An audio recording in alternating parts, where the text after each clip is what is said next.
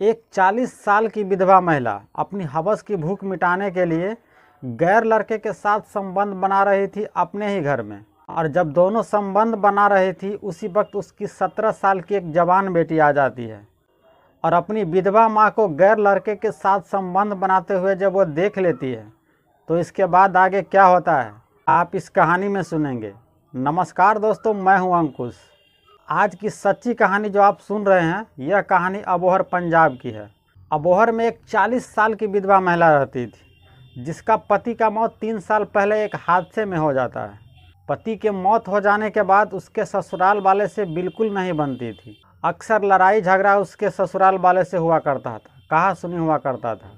तो मंजू फैसला करती है कि अपने ससुराल वालों से अलग रहेगी और अपने एक बेटे और एक बेटी के साथ वह अपने ससुराल वालों से अलग रहने लगती है। मंजू को जो सदमा लगा था उसके पति का मौत का, वह उसे भुलाने की पूरी कोशिश करती है। धीरे धीरे वक्त के साथ मंजू अपने पति का मौत का सदमा भूल जाती है, लेकिन कहीं ना कहीं मंजू को यह भी लग रहा था कि उसकी ज़िंदगी सुनसान वीरान सी हो गई है। बिल्कुल अकेलापन वह महसूस कर रही है। तो इसी सुनसान ज़िंदगी को फिर से हरी भरी करने के लिए और अपने अकेलापन को दूर करने के लिए उसे एक साथी की तलाश होती है। लेकिन मंजू को यह लगने लगा कि उसकी ज़िंदगी सुनसान वीरान सी हो गई है। वह अपने आप को अकेला महसूस करने लगी। सिर्फ 37 साल में उसका पति का मौत हो चुका था। 37 साल कोई उम्र ज़्यादा होती नहीं है। तो उसे जिस्म की भी भूख सता रही थी और यही जिस्म की भूख मिटाने के लिए और अपनी हवस को शांत करने के लिए उसे एक साथी की तलाश थी। और वह साथी ढूंढने लगती है और वह सहारा लेती है फेसबुक का।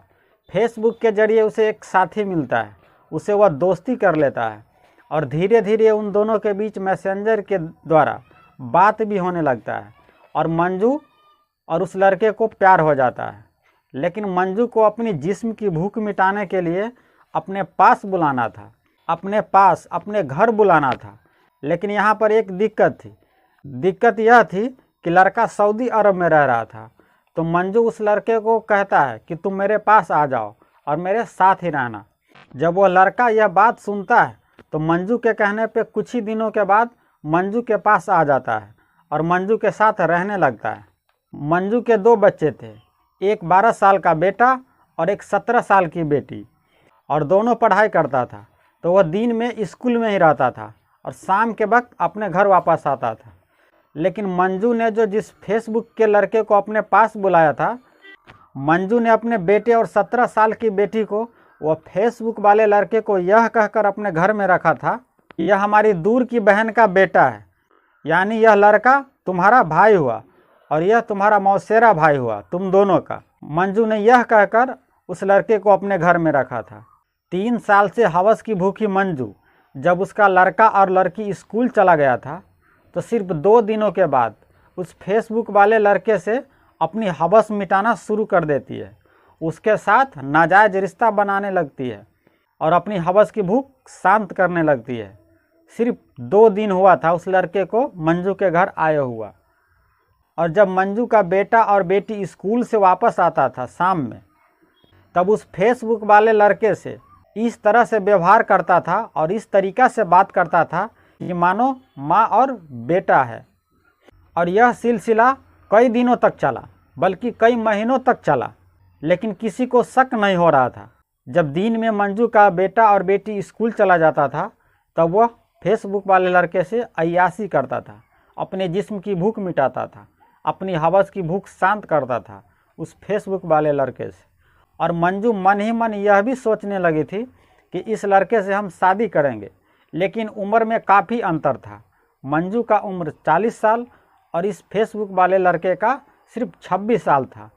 और यह सिलसिला कई दिन कई महीनों तक चलता रहा और मंजू ने मन ही मन शादी के बारे में भी सोच लिया था कि इस लड़का से शादी कर लेंगे। लेकिन उम्र में काफ़ी अंतर था। मंजू का उम्र 40 साल और इस फेसबुक वाले लड़के का सिर्फ 26 साल था। इसी डर से मंजू ने उस लड़के को बताया नहीं था कि हम तुमसे शादी करेंगे या शादी करना चाहते हैं।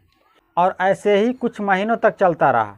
मंजू का जो ज़िंदगी सुनसान वीरान सी हो गई थी, वह अपने आप को अकेलापन महसूस कर रही थी और जो अपनी हवस की भूख उसकी थी, जिस्म की भूख थी, वह सब मिट रही थी धीरे धीरे। वह अब अकेलापन महसूस नहीं कर रही थी और उसकी जो हवस की भूख थी, हवस की आग लगी थी, जो 3 साल पहले उसका पति मर चुका था, वह फेसबुक वाले लड़के से अपनी हवस की भूख और अपनी आग को शांत कर रही थी।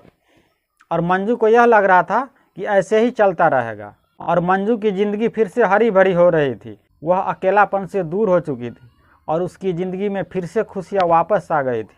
और यह खुशी कुछ ज़्यादा दिनों के लिए नहीं था, उसके ज़िंदगी में फिर दुखों का पहाड़ आने वाला था और यह बात मंजू को पता ही नहीं था।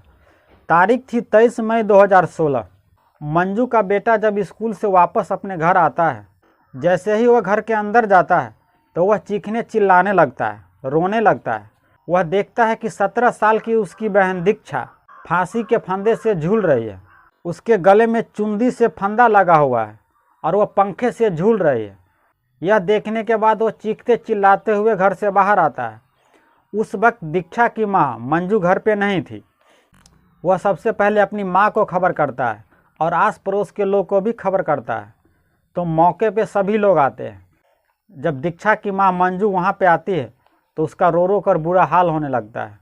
आस पड़ोस के लोग भी आता है और यह मंजर देखने के बाद उन लोगों का भी कलेजा काँप उठता है और पुलिस को भी खबर कर देता है। अबोहर पुलिस मौके पे पहुंचती है और पुलिस आने के बाद सबसे पहले दीक्षा की लाश को नीचे उतारता है और नीचे उतारने के बाद वहाँ पे उसे एक सुसाइड लेटर मिलता है। वह सुसाइड लेटर में जो कुछ लिखा था वो मैं आपको हूबहू पढ़ के सुनाता हूँ। लेटर में लिखा था, मेरे दिमाग में बहुत टेंशन है, मैं आज बात क्लियर करके रहूँगी। आज उन्होंने हमारा हिस्सा नहीं दिया तो मैं मर जाऊँगी। मेरे मरने की वजह मेरे दादा दादी, ताऊ ताई और बुआ है। और नीचे दीक्षा लिखा हुआ था। तो पुलिस को शुरुआत में यह लगा कि यह मामला सीधा साधा सुसाइड का है। पंखे से झूलती हुई दीक्षा की लाश और सुसाइड लेटर मिलने से तो पुलिस को यह लगने लगा कि यह सीधा साधा सुसाइड का मामला है। जांच के दौरान पुलिस को एक हैरान कर देने वाली चीज़ मिलती है। दीक्षा की कलाई पे ब्लेड से विजय लिखा हुआ था। तब पुलिस को यह लगने लगा कि यह मामला सुसाइड का नहीं हो सकता है, क्योंकि सिर्फ 17 साल की दीक्षा थी। अगर उसके परिवार में संपत्ति विवाद चल भी रहा है तो सिर्फ 17 साल की दीक्षा को इतना टेंशन लेने की क्या ज़रूरत है कि वह फांसी पे चढ़ जाए, फांसी लगा ले, अपने आप को ख़त्म कर ले। और जो दीक्षा ने जो अपने कलाई पे विजय लिखा हुआ था ब्लेड से, और जांच के दौरान एक और चीज़ मिलती है, एक कोने में कागज़ का कुछ जला हुआ टुकड़ा मिलता है। तब पुलिस को यह यकीन होने लगता है कि यह मामला सुसाइड का नहीं हो सकता है, बल्कि यह कुछ और ही है। दीक्षा की माँ का रो रो कर बुरा हाल था। वह इतना रो रही थी कि पुलिस उसे पूछताछ भी नहीं कर सकती थी। तब पुलिस दीक्षा की लाश को पोस्टमार्टम के लिए भेज देती है और पुलिस वापस अबोहर थाने में आ जाती है। पुलिस थाने में आने के बाद यह सोचने लगती है कि आखिर दीक्षा ने विजय का नाम अपने कलाई पे क्यों लिखा था, और वो भी ब्लेड से। क्योंकि कोई भी शख्स ऐसा कदम तभी उठाता है जिससे वह बेपनाह प्यार करता है, जिसके लिए सब कुछ करने के लिए वह तैयार हो जाता है। तब पुलिस इस विजय के बारे में पता लगाने लगता है कि आखिर यह विजय है कौन और विजय और दीक्षा का क्या रिश्ता है। तब पुलिस विजय को पता लगाने के लिए खबरी को लगा देता है और खबरी विजय को पता लगाने में जुट जाती है। मंजू के घर के आसपास के जो लोग सब रहते थे उनसे खबरी पूछना शुरू कर देता है कि आप लोग विजय के बारे में जानते हैं? अगर जानते हैं तो हमें कुछ बताइए उसके बारे में। तब आस पड़ोस के लोगों ने विजय के बारे में यह बताया कि कुछ महीनों से तो उसके घर पे ही रह रहा है और मंजू ने विजय से हम लोग को यह कहकर मिलवाया है। मंजू ने बोला है कि वह हमारी दूर की बहन का बेटा है। लेकिन कुछ आस पड़ोस के लोगों ने यह भी बताया कि हमें लग रहा है कि उसकी बहन का लड़का नहीं बल्कि कुछ और ही है। यह बात जाकर खबरी पुलिस को बताता है। तब पुलिस को शक यकीन में बदल जाता है कि यह मामला सुसाइड का नहीं बल्कि किसी और चीज़ का है। पुलिस मंजू और विजय को गिरफ्तार करके पुलिस स्टेशन लाती है और उन दोनों से पूछताछ करती है। लेकिन शुरुआती पूछताछ में वह कुछ बताता नहीं है। लेकिन जब पुलिस इस दोनों से सख्ती से पूछताछ करती है तब वह सारा सच बता देती है। तब मंजू सारा सच बताती है और कहती है कि यह हमारी कोई बहन का लड़का नहीं बल्कि हमारी दोस्ती फेसबुक के जरिए हुई थी और वह दोस्ती प्यार में बदल गया और हम दोनों काफ़ी नज़दीक आ गए थे। और यहाँ तक कि हम दोनों में जिस्मानी रिश्ता बन गया था। और मंजू आगे यह कहती है, हमारी बेटी दीक्षा इस विजय से प्यार करने लगा था और वो भी एक तरफा प्यार करने लगा था। और यह बातें हमें उस दिन पता चला, एक दिन विजय और हमारा वह आपत्तिजनक हालत में वो देख लेती है और यह देखने के बाद वह डिप्रेशन में चली जाती है और वो कुछ दवाइयाँ भी खाती है डिप्रेशन को कम करने के लिए, लेकिन उसका डिप्रेशन कम नहीं बल्कि और ही ज़्यादा हो गया था। तारीख थी 23 मई 2016। दीक्षा अपने कमरे में बैठी थी। दीक्षा की मां मंजू उससे बात करने के लिए उसके कमरे में जाती है। वो कमरे में जैसे ही अंदर जाती है तो वह देखती है कि खून से लिखा हुआ एक लेटर था और उस लेटर पे लिखा था आई लव यू विजय। इस पागलपंती के बारे में दीक्षा से पूछती है उसकी माँ। तब दीक्षा यह कहती है कि मैं विजय से बेपनाह प्यार करती हूँ और मैं इसे किसी भी कीमत पे पा के रहूँगी और इससे मैं शादी करूँगी। तब दीक्षा यह कहती है अपनी माँ से कि अगर तुम्हें विश्वास नहीं है तब तुम मेरे कलाई पे यह देख लो। जो दीक्षा ने विजय का नाम अपने कलाई पे ब्लेड से लिखा हुआ था। जैसे ही दीक्षा की माँ मंजू यह देखती है उससे बहुत तेज गुस्सा आता है और मंजू उसकी चुंदी से ही उसका गला दबाने लगता है। बगल के कमरा में विजय था। विजय को आवाज़ देता है। विजय भी मौके पे पहुंचती है और दोनों मिलकर उसका गला घोटने लगता है और गला तब तक घोटता है तब तक दीक्षा की सांसें नहीं रुक जाती है। कुछ देर में दीक्षा की सांस रुक जाती है और दीक्षा मर जाती है। और यह सब कुछ होने के बाद दीक्षा की मां मंजू घबरा जाती है। वह सोचने लगती हैं कि अब तो मैं फंस जाऊंगी, मैं जेल चली जाऊंगी। 3 साल से हवस की भूखी माँ अपने ही हाथों से अपनी बेटी का कत्ल कर दिया था और इन सब से बचने के लिए वह एक चाल चलती है।